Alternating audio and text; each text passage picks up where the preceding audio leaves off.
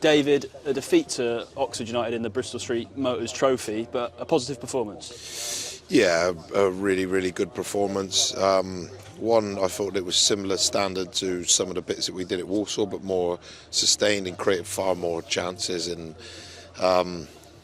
just didn't take our chances. That's the only difference. We were far and away one of our best performances, far and away one where we showed real good patience at times and then managed to hit some diagonals and get second balls, so a little bit more variation in our game, and the boys worked so hard and played some absolutely brilliant stuff, and we were probably 5-1 kicks away from winning 5-1, probably 5-2 maybe. So lots of positives to take out of it, but obviously a defeat's never nice, and particularly we're trying to turn that around. But the boys played really well tonight.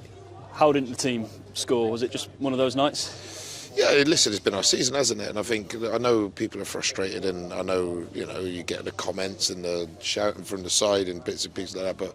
But what more are you meant to do as a coach?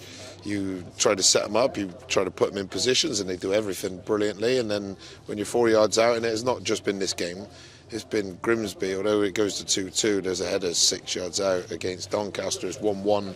We're 2 yards out to tap it in, and we kick it over the bar. So no, there's quality.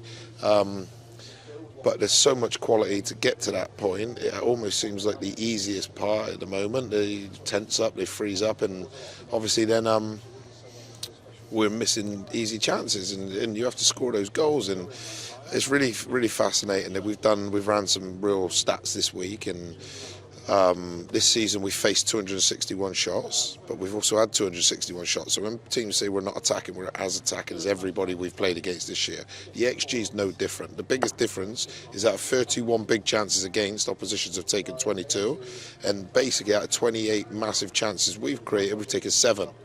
Now, if you don't take them, then what are you going to do? You can criticise the coaching, you can criticise whatever you like. That's absolutely fine. And we're creating that with half our squad injured. So when you look at actually what's going on, actually there's an underlying thing that's going on which is actually really, really good. But the quality to put the ball in the goal. Now, at the moment, the person we need it to fall to is probably the one creating everything, which is Troy.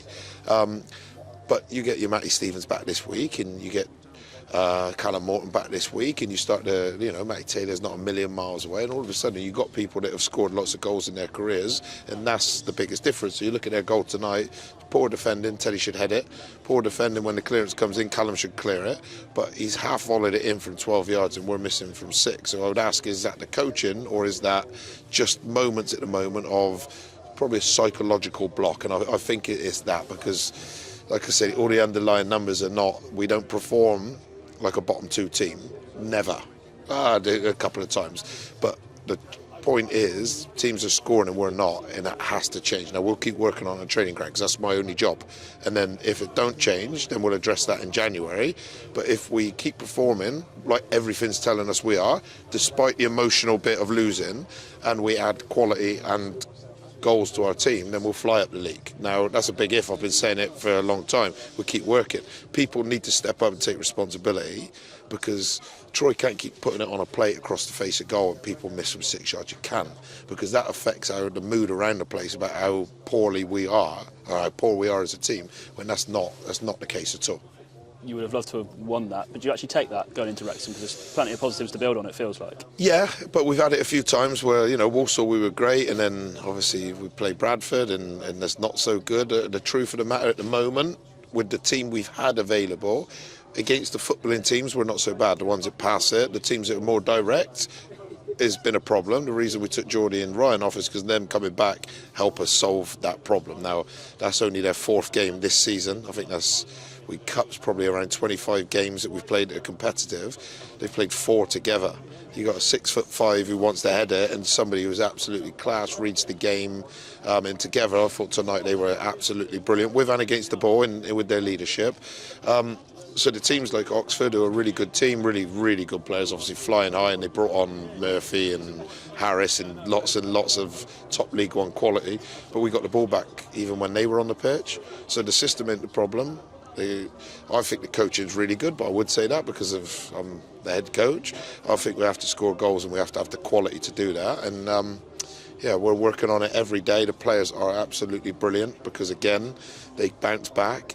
And then we need to make sure we put in a performance Saturday against a team that, let's be honest, are flying. Scored 6 and then another 3 in the week, and they have got Mullin and Palmer and everybody else that they got, McLean. These people aren't League 2 players. But if we play well and we're clinical, then we give ourselves a chance. But that'll be no different to every other game we've played this season.